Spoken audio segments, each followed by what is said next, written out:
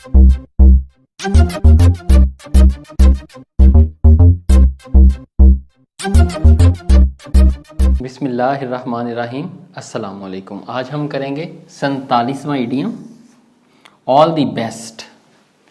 All the best जो है ये एक दुआया कलमा है और ये बहुत ज़्यादा मकबूल है। तकरीबन हर शख्स जो है इसके बारे में जानता होगा और ये बहुत आसान भी है, लेकिन हम इसको थोड़ा सा देख लेते हैं। हम इसके अंग्रेज़ी की मानी की तरफ आते हैं। Saying good by two someone. जब हमने किसी को गुड बाय कहना हो, किसी को अलविदा करना हो, तो तब अंग्रेज़ी के अंदर जो है ये दुआ दी जाती है ऑल द बेस्ट। आपके लिए हर चीज़ जो है वो बेहतरीन हो, बहुत अच्छी हो। Conveying your best wishes. जब आपने किसी को वैसे नेक ख्वाहिशात देनी हो, जैसे कोई पार्टी हो तब आपने, फेयरवेल हो तब, उस वक्त आपने बेस्ट विशेस देनी हो, तब भी लोग ऑल द बेस्ट जो है वो लफ्ज़ इस्तेमाल करते हैं, इडियम इस्तेमाल करते हैं। इसके अलावा जब भी कोई शख्स लेटर का इख्तिताम करता है, अब लेटर का दौर गुजरा तो ईमेल आ गई, अब ईमेल के अंदर भी लोग आखिर पे ऑल दी बेस्ट जो है एक अच्छे अंदाज में, एक पोलाइट वे में लिख देते हैं, एक अच्छा तासुर जाता है। अब इसका आते हैं कि ये कहाँ से इडियम शुरू हुआ। मिडिल इंग्लिश के अंदर लफ्ज़ जो था बेस्ट, BESTE के साथ, अब स्पेलिंग हम इसमें से ई जो है हमने हज़फ कर दिया है। 900 CE में ये लफ्ज़ इस्तेमाल होता रहा है और ये सुपरलेटिव डिग्री है गुड की। अब गुड जो है एडजेक्टिव है, एडजेक्टिव की 3 डिग्रियां हैं। जो पहली है गुड, दूसरी जो है वो बेटर, तीसरी जो है वो बेस्ट।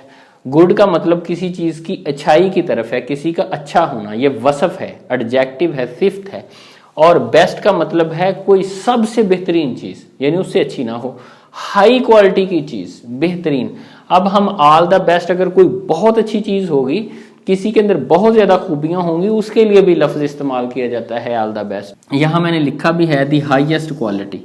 जो क्वालिटी में सबसे अच्छी हो, सबसे बढ़िया हो, सबसे बेहतरीन हो, वहाँ भी ऑल द बेस्ट इस्तेमाल किया जाता है। लेकिन सबसे ज़्यादा जो है वो आमतौर पे गुड बाय करने के लिए, ये मैंने इमेजेस बनाई हैं गुड बाय करने के लिए निशान, तो गुड बाय करने के लिए और ईमेल के नीचे ऑल द बेस्ट लिखने के लिए ये ज़्यादा इस्तेमाल होता है। अब सबसे पहले ये किसने शुरू किया? कहा जाता है कि 1937 में किसी ने फेयरवेल की पार्टी में लोगों को कह दिया ऑल द बेस्ट और वो लोगों में मकबूल हो गया। यानी कि किसी भी, कोई शायर था, कोई मुसन्नफ़ था या कोई मुहतमिम था जिसने वो पार्टी की थी, तो उसने ये लफ्ज़, चूँकि बेस्ट सबसे बेहतरीन है, लोग जाने लगे तो उन्होंने कहा कि ऑल द बेस्ट। जब ऑल द बेस्ट कहा तो सारे लोग जो थे उन्होंने सुना, फिर वो बात आगे बढ़ती जाती है। लेकिन हमारे पास जो रिकॉर्डेड है ये ओरल फेयरवेल के अंदर यूज़ होता रहा है, टू क्लोज और इनफॉर्मल लेटर और नोट के तौर पे 1937 में ये हमारे पास रिकॉर्ड में मिलता है। रिकॉर्ड से पहले किसी ने वैसे पार्टी के अंदर, वैसे भी होता है कि कोई लफ्ज़ किसी बड़े अदीब या मुसन्नफ़ या शायर की तरफ से इस्तेमाल होता है, फिर लोग उसे इस्तेमाल करना शुरू कर देते हैं। अब हम आते हैं एग्जाम्पल की तरफ। I'd better be going now। मेरे लिए बेहतर है कि अब मैं जाऊं। ऑल द बेस्ट यहां विशेस के लिए इस्तेमाल हुआ, ये यहां पे दुआया कलमात के तौर पे इस्तेमाल हुआ है। अब दूसरा जो है, the players that are on the stage. जो स्टेज के ऊपर प्लेयर हैं, are all of the best, ये सब बेहतरीन हैं। हाईएस्ट क्वालिटी यहाँ पे जो है ना वो इस्तेमाल हो रही है। यहाँ पे दुआया कलमे के लिए नहीं है, बल्कि म्यार को जाहिर करने के लिए इस्तेमाल हो रहा है। Hockey player, all of the best hockey player, ये सारे बेहतरीन हॉकी प्लेयर हैं। That the school has, school में जितने भी हॉकी के प्लेयर हैं उनमें जो बेहतरीन है वो स्टेज के ऊपर मौजूद हैं। अब हम ऑल दी बेस्ट कहाँ कहाँ इस्तेमाल कर सकते हैं? किसी को अलविदा करते वक्त ऑल दी बेस्ट कह सकते हैं।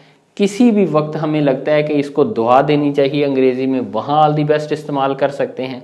आप लेटर लिखते हैं उसके आखिर पे ऑल दी बेस्ट लिख सकते हैं, ईमेल के आखिर पे ऑल दी बेस्ट लिख सकते हैं। अगर कोई चीज़ हाईएस्ट क्वालिटी हो तो उसके लिए भी ऑल दी बेस्ट लिख सकते हैं।